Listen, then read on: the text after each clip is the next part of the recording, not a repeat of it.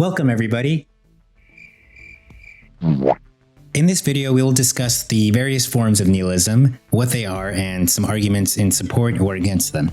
About 2 weeks ago, I uploaded a video about existential nihilism, which is the philosophical theory that questions life's purpose and meaning, and whether or not those things even exist. This is the form of nihilism that most people are familiar with, which is why I decided to dedicate an entire video on it. I also think it happens to be the most relevant and applicable to everyday life. But did you know that there are other flavors of nihilism? And that's what we're going to go over in today's video. Also, before we get started, I wanted to clarify that I structured this video in a way where the 4 entries get progressively more obscure as the video goes on. Each entry will be more unsettling than the last, which is why I also wanted to title it an iceberg video, even though there are only 4 entries. Well, technically 5 if you count the last video I made on existential nihilism. That's technically a 5th entry. Which, by the way, please go watch that video. It only has like 600 views and I put a lot of effort into it and I worked really hard on it. But anyway, no more yapping. Sit back, relax, and get ready to have your minds expanded.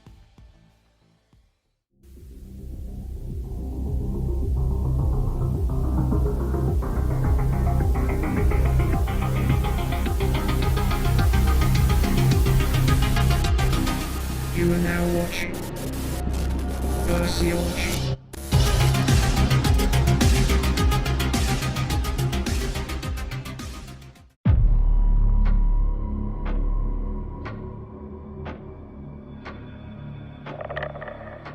Political nihilism is the belief that political structures, systems, and institutions are meaningless or invalid, and that no existing political system can ever truly achieve justice, equality, or real representation for all people. This leads them to reject all established political frameworks, and often oppose political authority and governance. This idea originated during the Russian nihilist movement, which was a philosophical, cultural, and revolutionary movement in the Russian Empire during the late 19th and early 20th centuries. This movement is actually where the broader philosophy of nihilism that we are all familiar with began. This movement was known for its relentless attacks on morality, religion, and traditional society. Political nihilism gained traction in Russia as the disparity between peasant workers and wealthy aristocracy fueled resentment and the desire for radical change. Many people were influenced by thinkers like Mikhail Bakunin and Pyotr Kropotkin, 2 Russian nihilists who wanted to dismantle the oppressive Tsarist regime. They formed radical groups that advocated for the complete overthrow of existing systems, sometimes even resorting to using violent methods. The rejection of political systems by nihilists was so influential that it inspired various revolutionary movements in Russia. The assassination of Tsar Alexander II in 1881 by members of the revolutionary group Nadanya Volya, the People's Will, highlighted the lengths a political nihilists would go to achieve their goals. Some key literary works that emerged around this time include Ivan Turgenev's Father and Sons, written in 1862. Turgenev published Father and Sons in 1861 to the criticism of all, both the new order and the established. This novel popularized the term nihilism in a political context. Turgenev's portrayal reflected the growing dissatisfaction among Russian intellectuals and youth who were critical of the political status quo. Another important literary work published around this time was Fyodor Dostoevsky's Demons, written in 1872, which is a social and political satire that explores the dangers of radical nihilism that were becoming prevalent in Russia in the 1860s. The book's setting is in a fictional town that descends into chaos as it becomes the focal point of an attempted revolution. Dostoevsky's characters show the chaos and moral decay that can result from rejecting all societal and political structures. It's important to note that political nihilism is about clearing the ground before rebuilding. Nihilists believe in destroying the corrupt system now and figuring out how to rebuild it later. They reject current beliefs and practices, aiming to destroy the institutions that embody them. While accused of loving destruction for its own sake, many political nihilists actually hope for a new, better order after the fall of the current system. However, their vision of the future is often vague and idealistic. In Russia, the term nihilist fell out of favor in the 1870s as revolutionary groups became more violent, culminating in the 1881 assassination of the Tsar. Its association with terrorism and violence led many to abandon the label for good. Political nihilism is more of an attitude than a solid philosophy. It focuses on destruction without a clear plan for what comes next. Rooted in the social, economic, and literary context of the 19th century Russia, it represents a radical rejection of existing political systems, aiming to dismantle the established order in pursuit of an undefined future.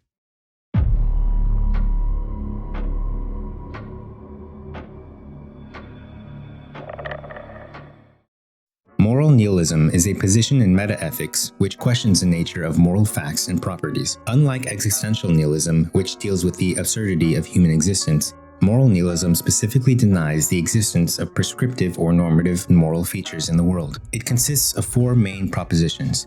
Number 1. No moral facts. There are no moral facts, properties, or conditions of moral blame or responsibility. This means that nothing is morally right or wrong, good or evil, and nothing has intrinsic moral value or worth. Number 2. Moral sentences are untrue. None of our moral statements are true or accurately describe the way things are. Number 3. No moral knowledge. Since truth is necessary for knowledge and no moral statements are true, we have no moral knowledge. Number 4. Everything is morally permissible. Without moral blame or responsibility, nothing is morally forbidden or prohibited. Therefore, we cannot be blamed for acting a certain way or not acting a certain way. There are two main versions of moral nihilism. The first is moral error theory. This theory posits that all moral statements genuinely attempt but ultimately fail to describe the world, making them always in error. For example, saying murder is wrong implies the existence of a moral fact, but according to error theorists, this statement is always incorrect because such moral facts do not exist. The second approach is called expressivism. This theory argues that most moral statements don't even attempt to describe reality, but instead express emotions or commands. For instance, when someone says murder is wrong, they're expressing their disdain for murder, kind of like saying boo murder, or they're commanding against murder, like saying don't murder. These expressions are not capable of having a real truth value. The difference between these two interpretations is pretty subtle, so don't worry if you're a little confused.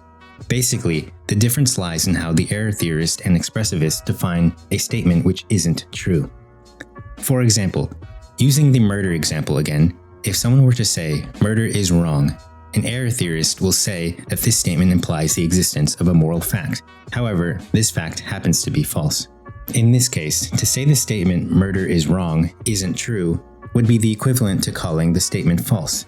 Meanwhile, the expressivist will argue that claiming that something isn't true couldn't imply that the statement is also false, because such a statement isn't one that can be described as being true or false.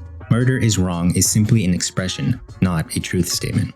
But regardless of whether they're an error theorist or an expressivist, every moral nihilist will agree that all reality is morally neutral, meaning that whenever anybody makes any kind of claim that something is actually good or evil, they are just making assumptions, because there's no way for anyone to really be sure that something is good or bad in a moral sense.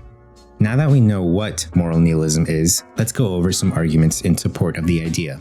To understand why moral nihilism exists, we must first understand that when people came up with moral facts, they're really just describing a theoretical entity.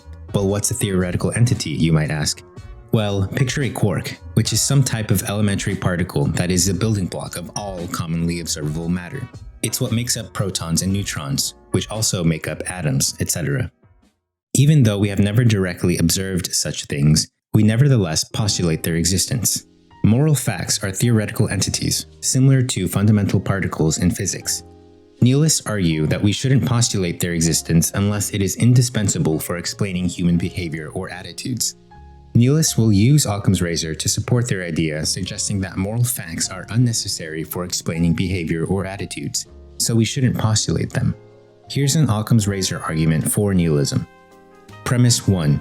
We need to postulate moral facts only if they are indispensable in explaining human behavior or attitudes about morality. Premise 2. We do not need moral facts to explain human behavior or attitudes about morality. These can be explained without moral facts. Conclusion. Therefore, we have no need to postulate the existence of moral facts.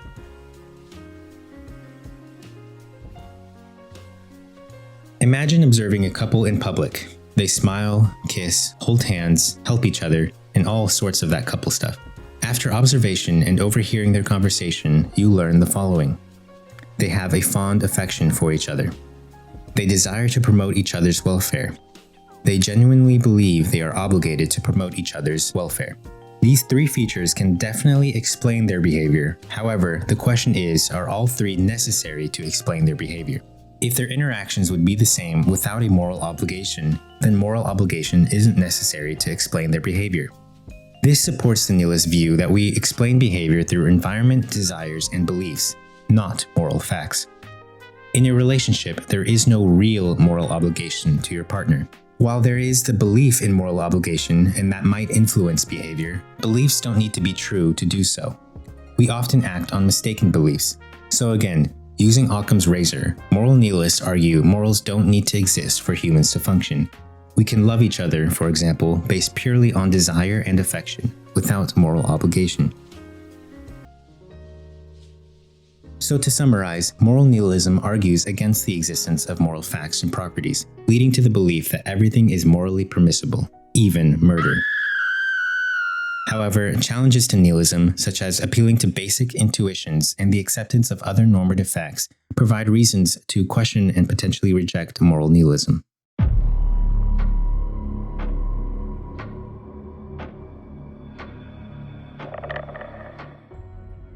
Before we get into this one, let's first define what epistemology is. Epistemology is a branch of philosophy concerned with the theory of knowledge. It explores the nature, origin, scope, and limits of human knowledge. Central questions in this philosophy include: what is knowledge? How is knowledge acquired? And how do we know what we know? Epistemological nihilism, therefore, is a form of skepticism that questions whether any knowledge can ever truly be known. Really think about this one. How do people know anything? Think of everything that we interact with daily. All the technology, all the conversations that we have, all the podcasts, and all the YouTube videos that we listen to and watch. Information is constantly being thrown at us from all directions at all times. We absorb it only to regurgitate it back to others, perhaps in a slightly altered way. And we all claim to know what we are actually listening to and saying, but how do we really know that any of this is true and not just a bunch of made-up mumbo-jumbo that we all just happen to agree with because there are no other frame of references to really compare them to? I feel like these questions are becoming more relevant as we develop more complex technologies like AI. I mean, many people argue that these large language models aren't conscious because they don't really know what they are saying. But how do we know that we know what we are saying? I mean, what is the real difference between how an AI knows something and how a human knows something? This idea can make people uncomfortable because it challenges the certainty and stability that we all know and crave. People like to feel in control and assured in their knowledge, but epistemological nihilism strips away this comfort, exposing the vast unknown and our limited understanding. All the knowledge we possess, even if collectively amassed, is but a tiny, teeny, little, infinitesimally small, negligible speck floating in the vast universe of the unknown. Even truths that seem ubiquitous are only valid within the limited framework of our human understanding. True knowledge is confined to these frameworks and cannot be considered ultimately true because it does not account for the entirety of existence. Our senses, sight, hearing, smell, taste, and touch, only provide us with an appearance of reality, not the reality itself. We deal with the surface appearances, while deeper properties of existence remain unexplored.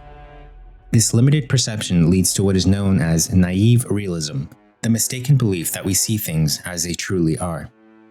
I mean, just take a look at the visible light spectrum, for example. Look at the sliver of light that we can observe. When we look into space, we aren't even seeing anything close to what it actually looks like because of our inability to see waves of light like infrared, ultraviolet, and gamma rays.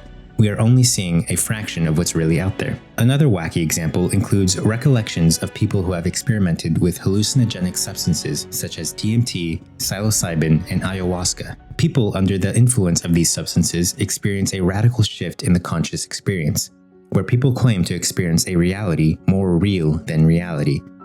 And this may sound like just classic drug-induced hallucination, but real researchers are looking into this phenomenon and even actually are making an attempt to map out the so-called hyperspace that exists within our own minds. But going back to our physical reality, even things that we think we know in our everyday lives are in question. Knowledge is always relative and subjective. It depends on the context and the subject considering it. Absolute knowledge, if it exists, would still be relative because it contrasts with other aspects. Furthermore, knowledge varies from person to person, culture to culture, and situation to situation. Even when facts are agreed upon, their implications can differ widely based on individual perspectives. Knowledge must be contextualized within a framework to be meaningful. Without this context, knowledge loses its applicability and significance. Therefore, our understanding and use of knowledge are limited to the settings and circumstances in which it exists. There isn't really a solution to this philosophical idea other than to simply accept the fact that certainty is a delusion. 100% true certainty of anything is unattainable because our knowledge is always limited by our perceptions and the frameworks within which we operate. We often mistake familiarity and repeated experience for certainty, ignoring the broader, complex reality that lies beyond our understanding. This false sense of certainty can lead to dogmatic thinking, where individuals cling to their beliefs despite evidence to the contrary. Moreover, the pursuit of certainty can stifle curiosity and innovation. When people believe they have all the answers, they stop asking questions and exploring new ideas. This can lead to a rigid and stagnant mindset, where growth and learning are hindered. Embracing the uncertainty of life, on the other hand, encourages continuous learning and adaptation, fostering a more dynamic and resilient approach to living. Perhaps we are not meant to really know everything, because that would simply take all the fun and wonder out of living.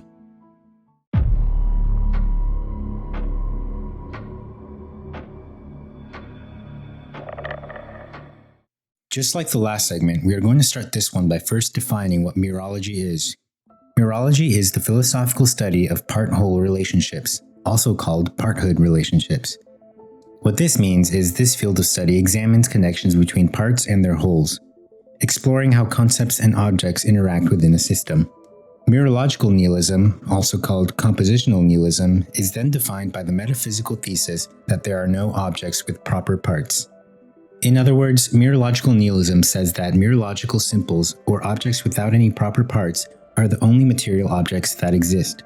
This is different from the previous entries in that other forms of nihilism typically focus on the non-existence of common assumptions, such as ethical truths and objective meaning, rather than the complete non-existence of entire composite objects. This is more than saying that life's purpose doesn't exist, or that political systems don't exist, or that morals don't exist. No, this idea is essentially saying that pretty much everything around us, physical or not, doesn't exist. This philosophical theory challenges our everyday understanding of objects. At its core, it suggests that composite objects, things made up of parts, do not actually exist. Instead, what we perceive as whole objects are merely collections of simpler entities called simples, arranged in specific ways. And before we go any further, let's just clarify what we mean by simples. Simples, as defined in mereology, are the basic building blocks of reality. They have no parts and cannot be divided further. Composite objects, therefore, are pretty much everything else, everything that is composed of simples. To understand mereological nihilism, we first need to grasp the basics of mereology, the study of parts and wholes. Typically, mereology deals with how parts combine to form wholes. For example, a car is a whole made up of parts like an engine, wheels, and seats. However, mereological nihilists argue that there are no such wholes. According to them, what we call a car doesn't exist as a single entity, but rather as a collection of individual parts arranged car-wise. One of the significant challenges for mereological nihilism is the special arrangement question. Under what circumstances can we say that simples are arranged in a particular way, like car-wise? Critics argue that nihilists struggle to provide a clear and consistent answer to this question without contradicting themselves. But before we get into the contradictions, let's take a look at some notable works on the subject. Several philosophers have contributed to the development and critique of mereological nihilism. Notable proponents include Ross Cameron in 2010, who explained minimalist ontologies, Theodore Sider in 2013, who emphasized the simplicity of nihilism compared to other ontological theories, and finally Cian Dorr and Gideon Rosen in 2002, who discussed composition as a fiction. For the sake of time, I'm only going to be going over one of these papers. The paper by Cian Dorr and Gideon Rosen starts by questioning the nature of composition. In a region of space with three simple particles, A, B, and C, how many objects are there? These particles are considered metaphysical atoms, meaning they are absolutely simple entities with no parts besides themselves. This paper explores whether A and B stuck together constitute a new object and how different philosophical views address this compositional question. There are two approaches to this concept, one labeled as common sense and the others labeled as more philosophical approaches. According to naive common sense, there are four objects in the region. the three atoms A, B, and C, and the combined entity A and B. Common sense suggests that these small things can come together to form larger things without a strict rule governing this composition. This is the approach that pretty much everyone agrees on, hence why it's called the common sense approach. It's what we as humans do innately. Going back to the car example, we are able to pick apart the vehicle and individually identify and name the components: the wheel, the seat, steering wheel, the idler jet, and the cotter pin. You get the picture. Yet we are also able to see a new object, one that emerges from the parts: the car. Then there's Peter Van Inwagen's organicism. Van Inwagen, in his book Material Beings, argues that objects compose of a single entity only when their activity constitutes the life of an organism. For instance, cells in a human body compose a person, but stars in a galaxy do not form a single entity. Thus, only three objects, A, B, and C, exist in the space. This one seems to make even more sense, putting a reasonable limitation on what we can call a composite object. This is where we come into the picture, along with all other living organisms. There is a fun fact that has become popular in mainstream media. The fact states that bacterial cells and human cells within our bodies is close to a 1.3 to 1 ratio. What this means is that only about 43% of us is actually us. Yet it's not like we have billions of unique identities within us. We are never aware of all the living microorganisms that make up roughly half our body. When we refer to ourselves, we really only point out one human. Simply one conscious entity that emerges from the complexity of 36 trillion living cells within our bodies. It would be rather strange if, when someone asked you what your name is and who you are, you would respond with a list of 36 trillion living cells, claiming that each one has its own identity and individuality. So it makes sense to refer to yourself as only one being, one conscious entity. But now let's get back to nihilism. Compositional nihilism is the radical view that denies the existence of composite entities. It posits that only simple, indivisible particles exist. Thus, even complex objects like people are merely collections of simple particles arranged in a certain way.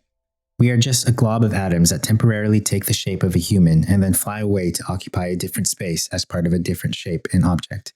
Did you guys know that about 330 billion cells are replaced daily, equivalent to about 1% of all our cells? That means in about 80 to 100 days, 30 trillion cells will have replenished, which, if you remember from earlier, is the roughly equivalent of a new you. But just for clarification, it's not as simple as 80 days in a new you. We lose more of certain cells than others. For example, most of the cells that are replaced daily comes from our skin and hair, so you won't be an entirely new person in just 80 to 100 days. But even still, apply that logic to a much larger time period, and eventually you will have an entirely new body. This is actually a very insane and wild idea, and it actually leads into what I mentioned earlier about the arrangement problem. And it also relates to this ship of Theseus paradox, and I think I will want to make a whole video on it, so I won't get into any more detail here. But y'all are going to want to hear about this, so subscribe and wait for that video. Going back to mereological or compositional nihilism, which, as a reminder, basically denies that composite objects exist. Everything only exists as individual pieces. We might start to ask, why does any of this matter? Mereological nihilism forces us to rethink fundamental questions about existence and reality. It challenges the way we categorize and perceive the world around us, pushing the boundaries of metaphysics. By denying the existence of composite objects, mereological nihilism prompts us to question our most basic assumptions about what it means for something to exist. This has profound implications not only for philosophy, but also for science and everyday life. For instance, in science, when we often talk about complex systems and structures, mereological nihilism encourages us to reconsider these entities as mere collections of simpler parts. This can lead to new ways of understanding and studying these systems. Moreover, this theory encourages intellectual humility. It reminds us that our perceptions and categorizations of the world are not infallible, in that there might be more fundamental ways to understand reality. This can be a humbling but also an inspiring realization, as it opens up new avenues for exploration and discovery. In everyday life, mereological nihilism can alter how we view the objects and systems we interact with on a daily basis. It can make us more aware of the underlying simplicity in what we often consider complex wholes. This perspective can foster a deeper appreciation for the fundamental building blocks of reality and the intricate ways they combine to form the world that we experience. Take our smartphones, for example. We all use them every day. Some people can't even go 1 hour without them. Yet no one ever stops to wonder how the hell they even work. I mean, the technology behind it is truly miraculous. never even thought to be possible just 100 years ago, and yet we take it for granted every single day. Philosophically, Mereological Nihilism serves as a reminder that the search for truth often requires us to step outside of our comfort zones and entertain ideas that might initially seem counterintuitive. It exemplifies the spirit of philosophical inquiry, to question, to doubt, and to explore the nature of existence with an open mind. Ultimately, Mereological Nihilism is more than just a theoretical position. It's a challenge to think more deeply about the nature of reality and our place within it. By embracing this challenge, we can gain a richer, more nuanced understanding of the world and the perceptions around it.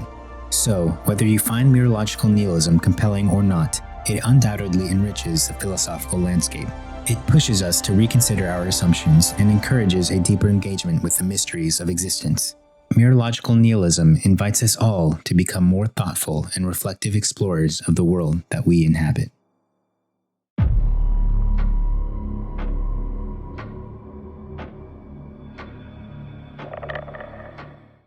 Well, you have made it to the end of the video, and I want to say thank you for making it through the video, and thanks for joining me on this fascinating journey through the world of nihilism. I would appreciate it if you could like and subscribe and comment, but you don't have to. If you have any thoughts or questions or suggestions on how I can improve my editing or anything like that, then please feel free to let me know. I am open to criticism. Actually, I invite criticism because I really want to nail this down and be a really good content creator for all of you guys. But that's pretty much everything I have to say. So I'll just encourage all of you to keep questioning life and keep exploring. And until next time, have a great day, and I'll see you later. Bye. This false sense of